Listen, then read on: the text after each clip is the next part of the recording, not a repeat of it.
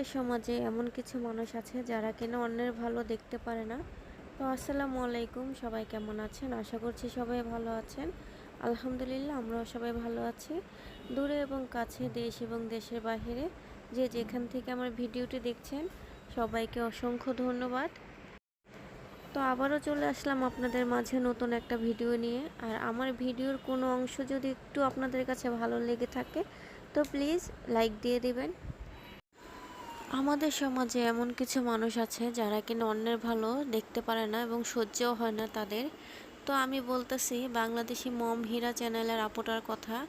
উনি খুবই ভালো এবং খুবই সুন্দর ভিডিও করে। ওনার ভিডিওগুলো সবাই পছন্দ করে এবং ওনার ভিডিওতে যারা যারা কমেন্ট করে সবাই ভালো কমেন্ট করে, কেউ খারাপ কমেন্ট করে না।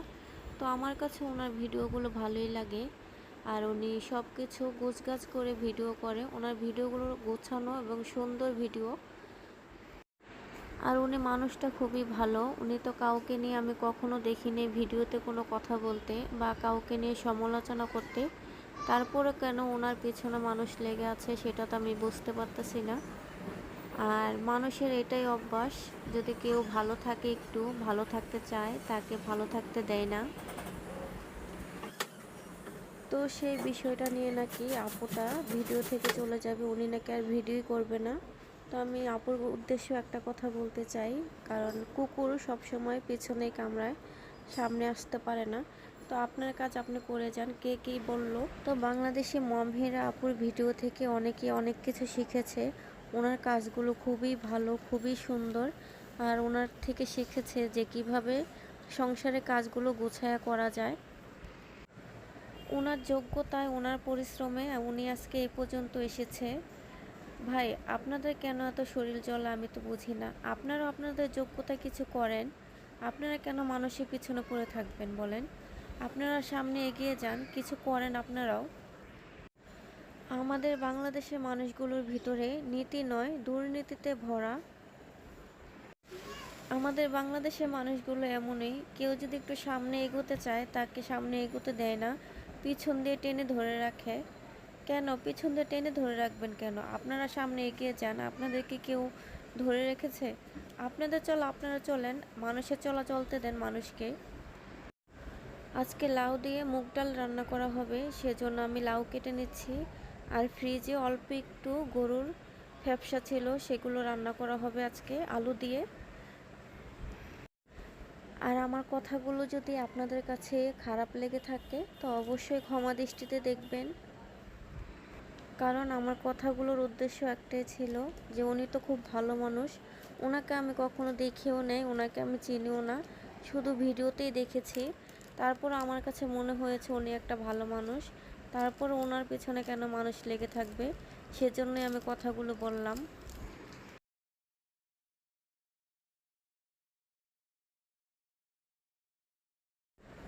তো লাউ আর হচ্ছে পেঁয়াজ, আলু এগুলো আমি কেটে নিয়েছি। এখন আমি ফ্যাপসাগুলো কেটে নিচ্ছি।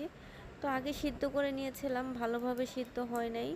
কেটে আবারও আমি সিদ্ধ করে নেব, একটু ভালো করে ধুয়ে তারপরে সিদ্ধ করব।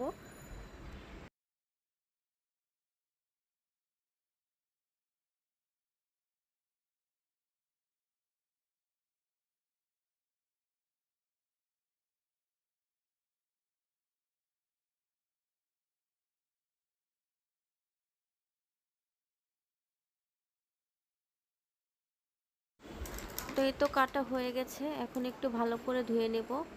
আর লাউগুলোও ধুয়ে নেব আমি এখন।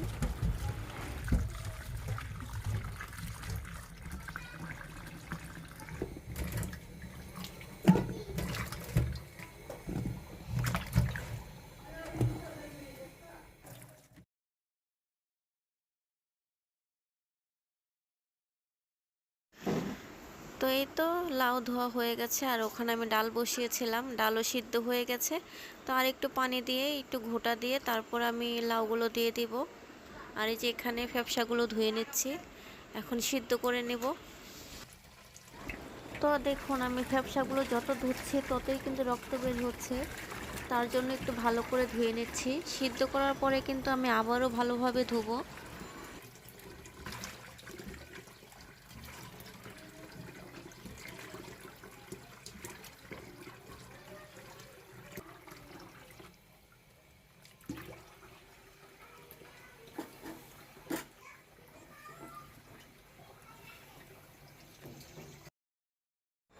আর এই তো এখানে লাল শাক সিদ্ধ করে রেখেছি, ভাজি করা হবে। আর লাল শাকগুলো ভালো ছিল না, কেমন যেন শক্ত শক্ত ছিল। এখন শাক কিন্তু ভালো পাওয়া যায় না। আমাদের এখানে শাক সবজি নিয়ে আসে না ভ্যান গাড়িওয়ালা, কারণ এখানে ভ্যান গাড়ি আসতে দেয় না। তো একটা দোকান আছে সবজির, সেই দোকানে আবার শাক পাওয়া যায় না। তো অনেক দিন পরে আজকে শাকগুলো আসলো, তো সেজন্যই লাল শাক নিয়ে আসছে একারি, কিন্তু শাকগুলো ভালো পড়ে নাই।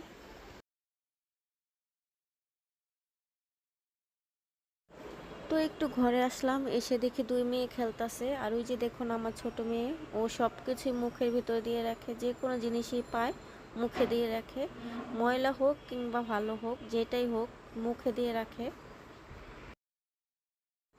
তো আমি কিন্তু ডালের ভিতরে লাউ দিয়ে দিয়েছিলাম, লাউ সিদ্ধ হয়ে গেছে, এখন বাগার দিয়ে নেব।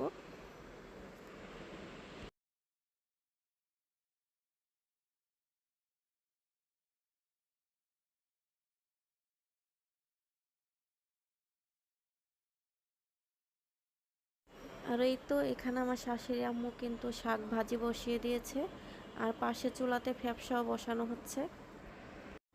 আর ফ্যাপসা কিন্তু আমাদের ঘরে কেউ খায় না, একমাত্র আমিই খাই, আমার অনেক পছন্দ। কি করবে, ঘরে কিছু নাই, সেজন্য রান্না করা হচ্ছে আলু দিয়ে। আর ওনারা আলু দিয়ে আর ঝোল দিয়ে খাবে, আর আমি ফ্যাপসাগুলো খাবো।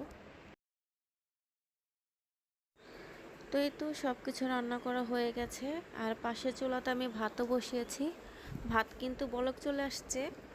এখন ভাত ঠিকা দিয়ে যাব গোসল করার জন্য। তো বাইরে বৃষ্টি পড়তেছে, তো ভাবতেছি অনেক দিন ধরে বৃষ্টিতে ভিজা হয় না, এখন একটু বৃষ্টিতে ভিজবো। তো এই তো বৃষ্টিতে ভিজার জন্য চলে আসলাম। তারপরে কি হয়েছে জানেন, বৃষ্টিতে যখন আমি ভিজতে আসলাম তখন এই বৃষ্টিটা কমে গেছে, বৃষ্টি নাই। তো ভাবলাম এই বৃষ্টিতে ভিজে কোনো লাভ নাই, তো ঘরে চলে যাই, গোসল করে ফেলি। তো আজকের ভিডিওটা এই পর্যন্তই, সবাই ভালো থাকবেন। আর ভিডিওটা আপনাদের কাছে কেমন লাগলো অবশ্যই কমেন্ট করবেন।